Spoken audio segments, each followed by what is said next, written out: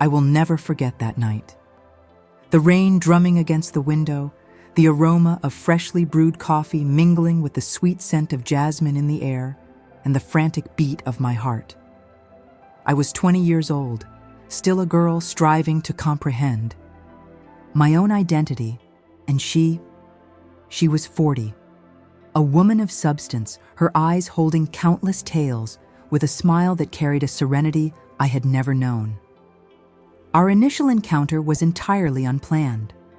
I was at that downtown coffee shop, the very one I always chose for quiet study. She entered in a navy blue coat, her wet hair cascading over her shoulders, and a gaze that seemed to penetrate everything. The moment our eyes met, something within me knew that from that point forward, nothing would ever be the same. I wasn't prepared to feel that shiver, that undeniable pull, nor to confront the reality that I would fall deeply in love with someone who felt otherworldly.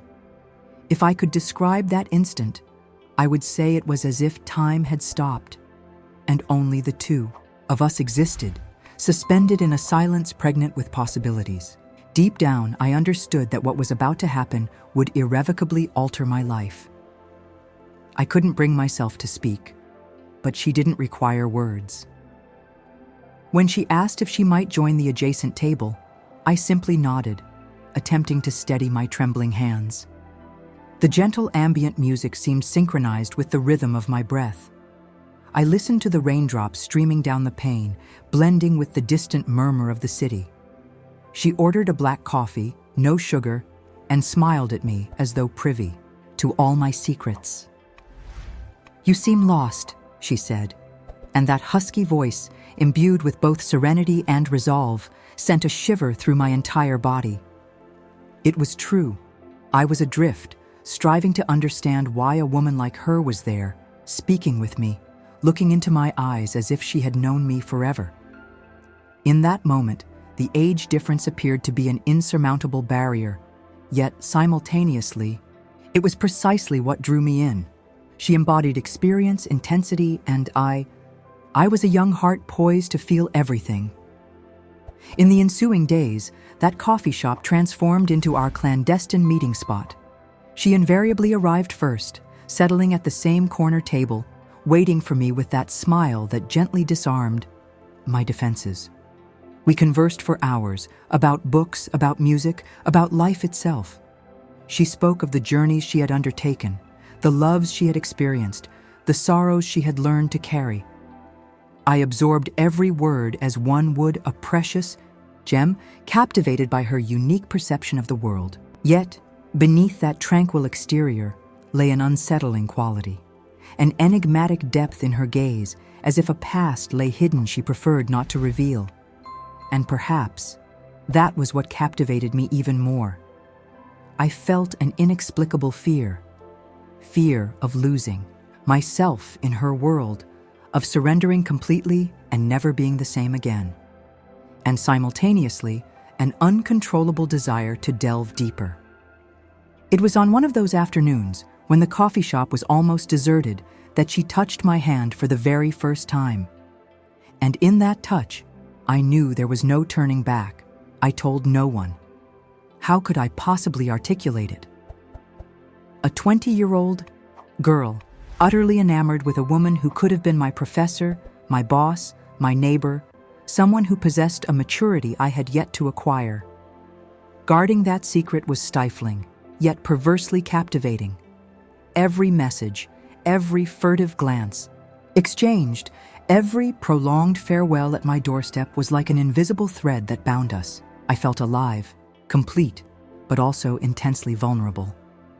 At times, I wondered if for her, it was merely a game, a passing adventure. She never promised anything, yet she never truly let me go. And I, even knowing I was playing with fire, couldn't bring myself to pull away. Our conversations deepened, growing more intense. She confided her fears, the marks life had left on her, and I shared my insecurities, my uncertainties about the future. It was as if two souls from divergent eras had converged amidst life's tumult, recognizing in each other something the rest of the world could not comprehend. But things began to shift when the inevitable occurred. We were seen together.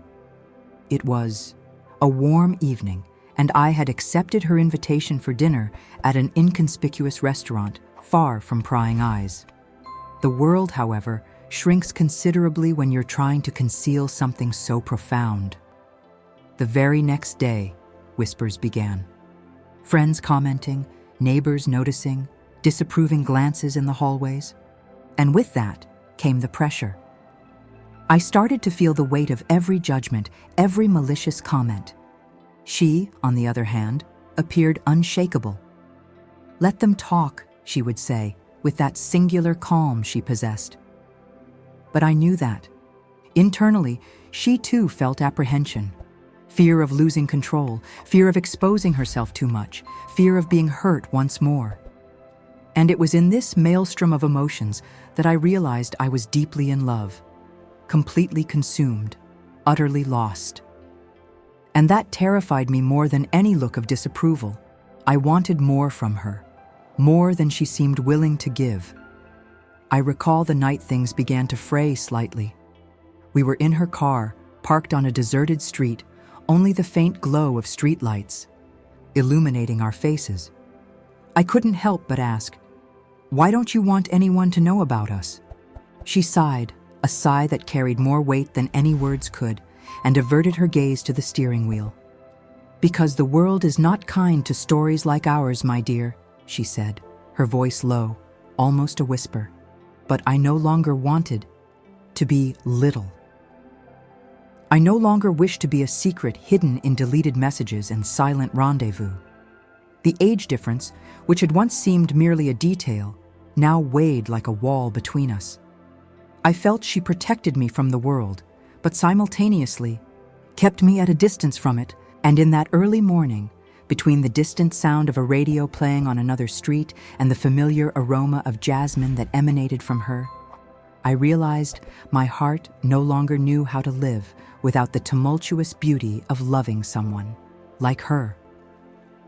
The days that followed were an emotional whirlwind. I questioned whether it was genuine love or merely the allure of the illicit.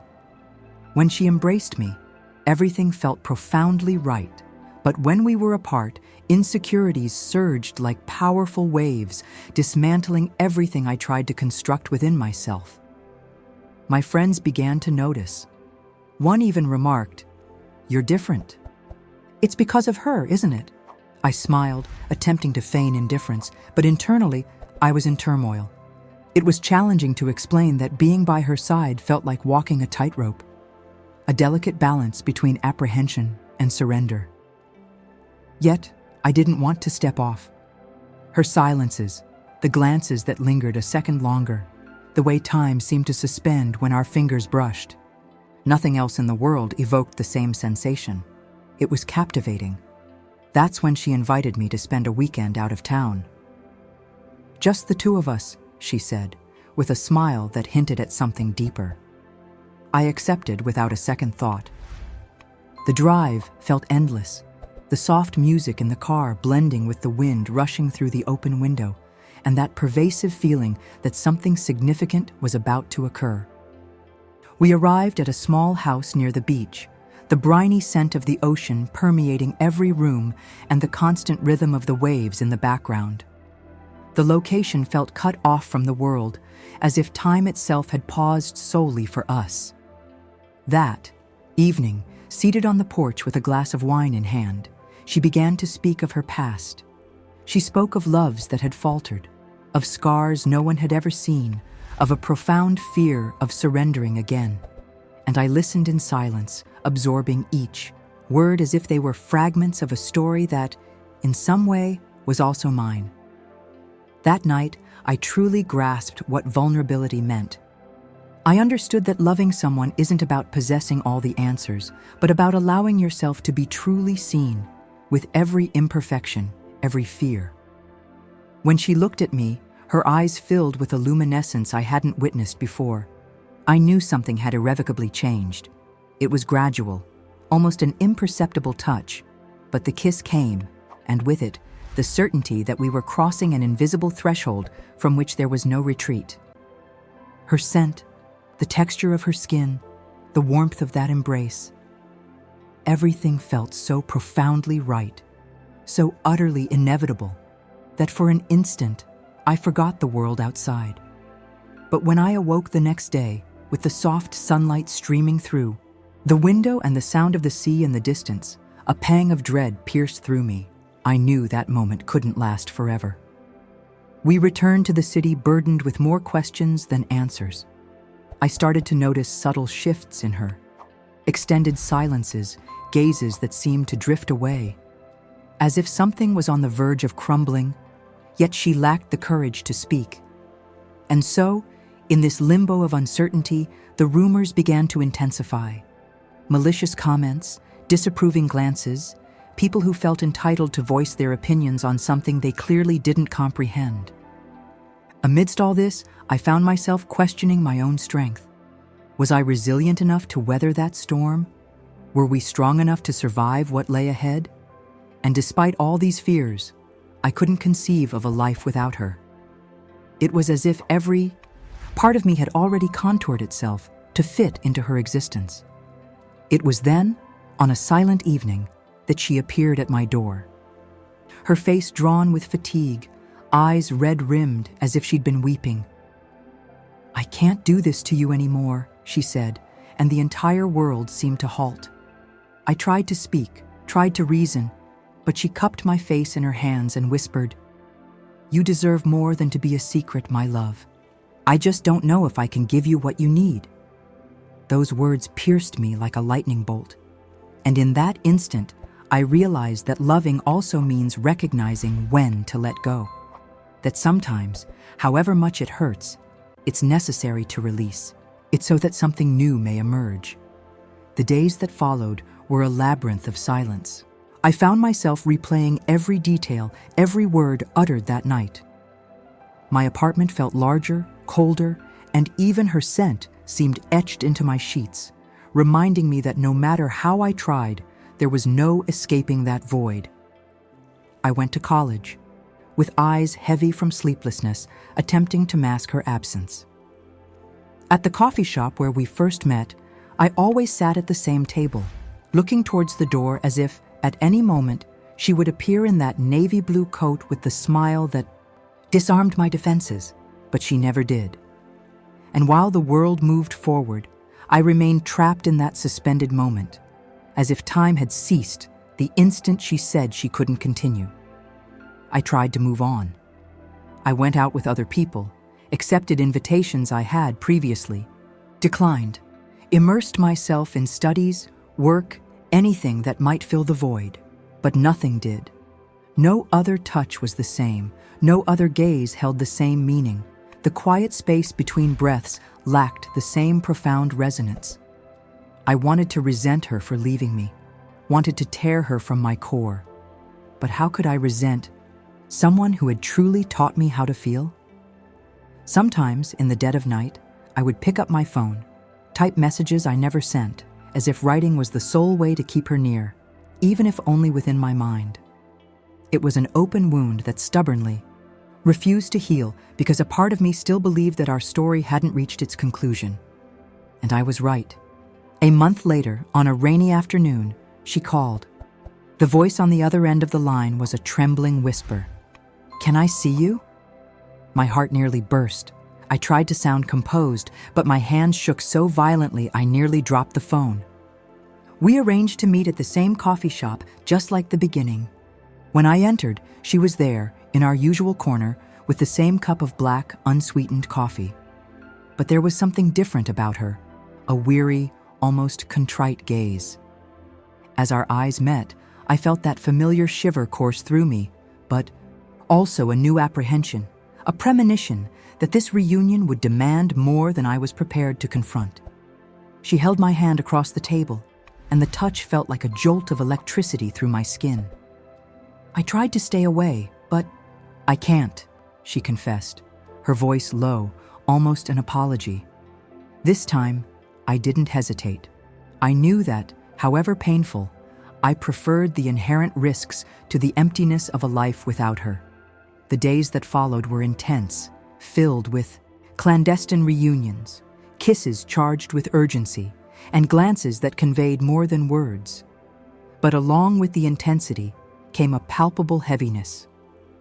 I sensed she carried something she didn't want to tell me, a secret buried so deep that no matter how I tried, I couldn't unearth it. And within me, doubt grew. Did she truly want to stay, or was I merely a fleeting chapter in her ongoing narrative? It was on a Sunday evening, as we walked along the waterfront, that the truth began to reveal itself. The cold wind brushed my face, mingling with the briny sea air and her subtle fragrance. We stopped before the ocean, and she remained silent for a period that stretched into what felt like eternity. "I'm scared," she finally said. I turned to face her, feeling my heart accelerate. "Scared of what?" I asked, striving to keep my voice steady. "Of hurting you. Of you waking up one day and realizing you deserve someone who is fully present for you. And I don't know if I can be that person."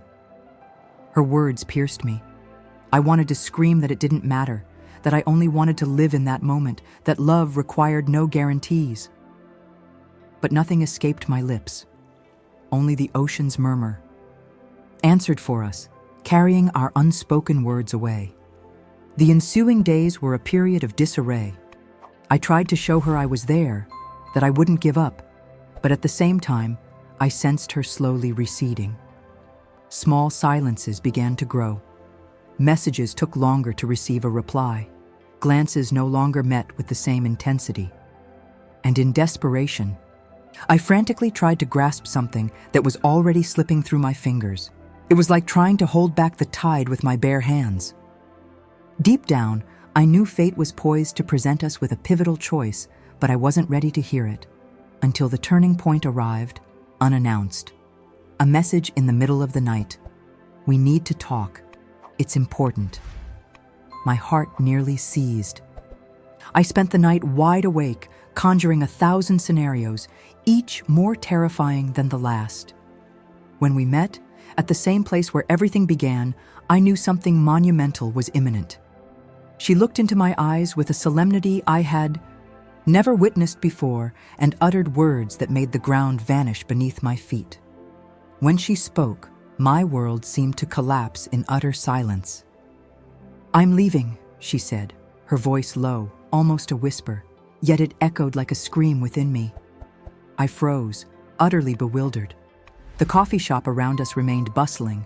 The clinking of cups and crisscrossing conversations continued, yet, for me, all sound dissolved.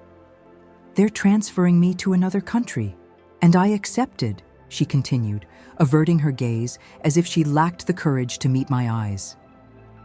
My heart pounded, and the only thing I could manage to utter was an almost inaudible "when." "In 2 weeks. 2 weeks. 14 days to fathom how to hold on to someone who was already departing. 14 days to choose between a farewell or a fight for her." The ensuing hours were a blur. I walked alone through the streets, the fine rain dampening my face, unsure if I was weeping or trying to convince myself that it was merely a nightmare. But it wasn't. She was leaving, and nothing I said could change that. I spent the following days with her, as if each instant were a stolen fragment of time. We walked along the beach hand in hand, as though the world outside ceased to exist. We cooked together, laughed late into the night, and sat in silence when words failed us. And yet, behind every smile, lingered the impending weight of goodbye. At night, as she fell asleep beside me, I stayed awake, gazing at her face illuminated by the faint light filtering through the window, striving to etch every detail into memory, hoping to preserve a part of her within me. On our penultimate day, we decided to return to that spot on the road where everything had irrevocably shifted between us. The small beach house felt diminished, quieter, yet the sound of the ocean remained the same, constant, immutable. We sat on the porch, a bottle of wine between us, and she held my hand tightly. "You changed my life," she said, her eyes glistening, and I felt tears stream down my face even before I consciously registered I was crying. "And you changed mine," I replied, my voice thick with emotion, because the truth was I didn't know how to carry on without her. We stayed there, in silence, listening to the sound of the waves and the wind, as if the entire universe understood that this was our final moment of serenity before the approaching storm. The day of departure arrived all too quickly. The airport resembled a movie set, but one of those you dread watching to the end. She stood there, wearing that same navy blue coat from our first encounter, but now her smile was tinged with sorrow, a silent farewell. I couldn't release her hand, as if clutching her hand tightly might somehow prevent her departure.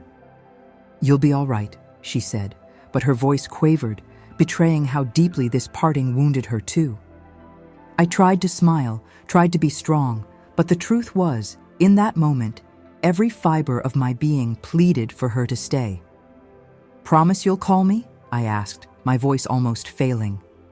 She smiled, her eyes brimming with tears, and responded, "I promise, but above all, promise me you'll live though, for both of us." When the gate closed, a part of me remained there, frozen, staring into the void. The drive home felt interminable. Every corner, every song on the radio, every scent reminded me of her. Time passed. Days turned into weeks, weeks into months. I carried on with life as she had asked, but always with a persistent sense of incompleteness. Until, one ordinary night, when I had long since ceased to anticipate it, I received a message. "Hey, little one, I'm back." My heart nearly burst from my chest. The reunion was so potent it felt as though no time had elapsed. When I saw her again, at the same coffee shop where everything began, I felt that familiar shiver coursing through me, but this time, there was something different in her gaze, a fresh resolve, a clear desire for a new beginning. "I came back for you," she said, and in that instant, I understood that some stories, however much they try to be cut short, are simply too grand to be contained by an ending.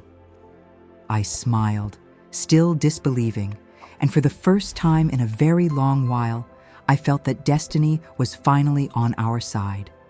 And now, each day is a new chapter. It isn't perfect, it never is, but it is real. We've learned to love each other with the accumulated weight of time, the scars we carried, and the courage of those who chose to remain.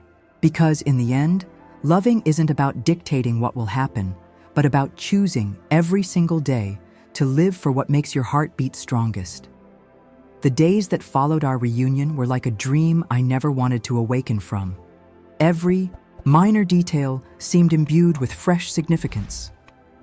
The aroma of coffee in her kitchen on Sunday mornings, the sound of laughter echoing through her small apartment when we accidentally burned the toast, the gentle brush of her fingers through my hair as we drifted off on the sofa. It was as if the world had granted us a second chance, and I was utterly resolved not to squander it.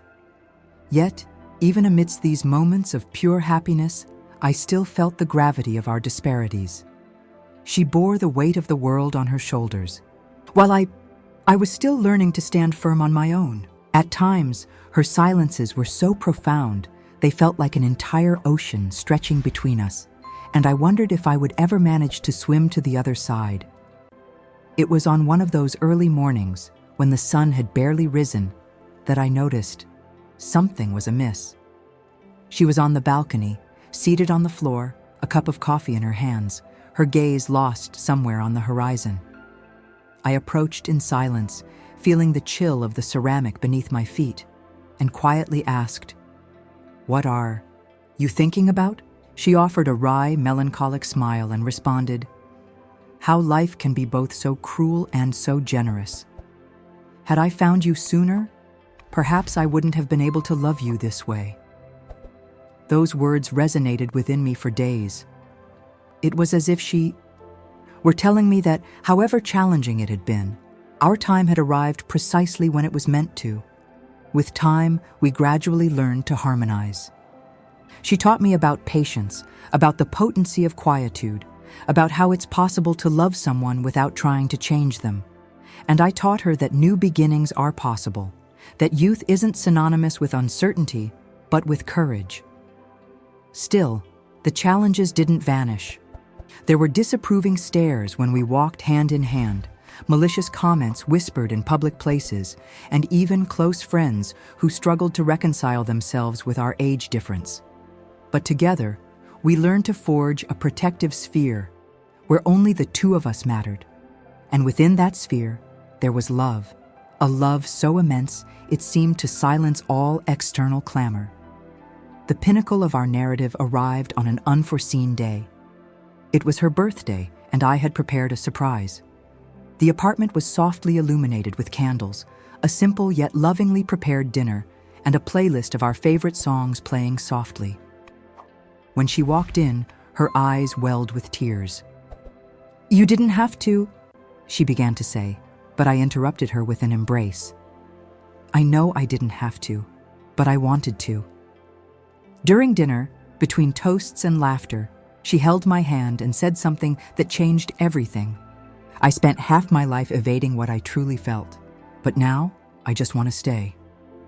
It was then, in that instant, that I understood it didn't matter what the world thought, because the love we shared transcended any societal judgment. But life, in its customary fashion of testing hearts, held yet another challenge in store for us. A few weeks later, she received an undeniable job offer in another city. I knew it was crucial for her, but I also understood that distance could test us in ways we had never encountered. We sat together on that same balcony where so many profound conversations had taken place, and the silence this time felt heavier than ever. "I don't want to lose you," she said, her eyes glistening. "And you won't," I replied, even unsure if I fully believed my own words. We decided to try, with the promise that, regardless of the distance, we would not allow our love to falter along the way.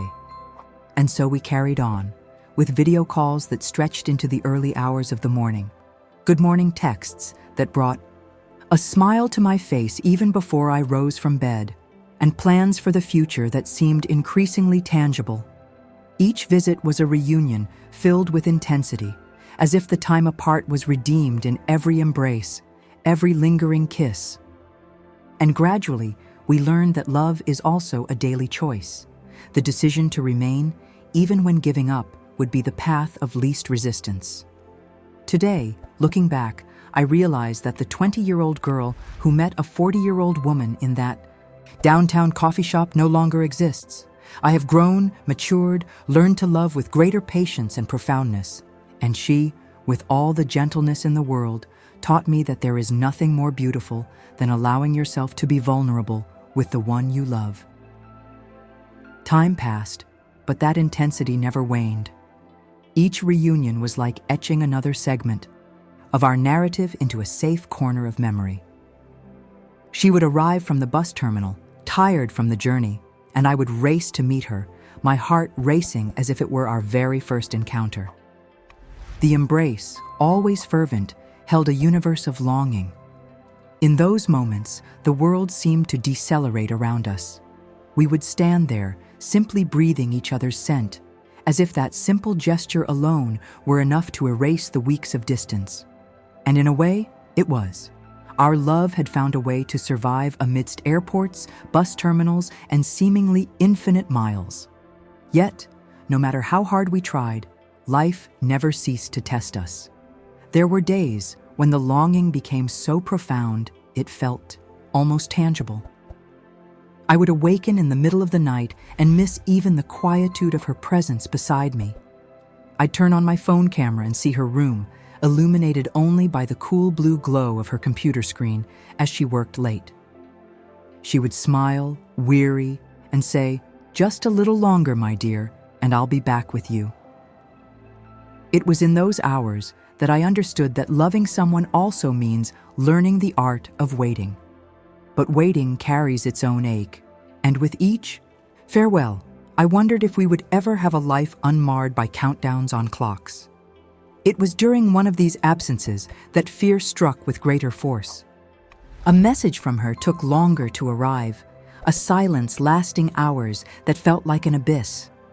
When she finally answered, her voice was altered, weary, broken. "Life is taking its toll," she said. And I just wanted to be there, to hold her hand, to tell her everything would be all right. But distance, in that moment, was cruel. I spent the entire night wide awake, conjuring 1,000 scenarios, yearning to reach through the screen and hold her. The next day, she video called, and when I saw her tear-filled eyes, I felt something within me shatter. "I just need you, not to give up on me," she whispered. And in that instant, without a second thought, I promised I would never let go of her hand, regardless of any storm. The ensuing months were a period of rebuilding, of lengthy conversations, some steeped in silence, others overflowing with both tears and laughter, of plans that began tentatively but gradually took concrete shape. It was when she, on a sunny weekend, took me to a small house on the outskirts of her city. A simple place with a garden full of flowers and an old swing in the yard. "This is where I picture us," she said. And in that instant, I felt as though the world had finally aligned. It was as if everything we had endured had led us precisely to that point, to that shared aspiration. We deliberately constructed our days without haste. Small trips, family lunches, movie nights with cold pizza and laughter echoing through the living room. And even with the difficulties, even with the judging glances that persisted, we learned to shield ourselves. We discovered that true love requires no explanations.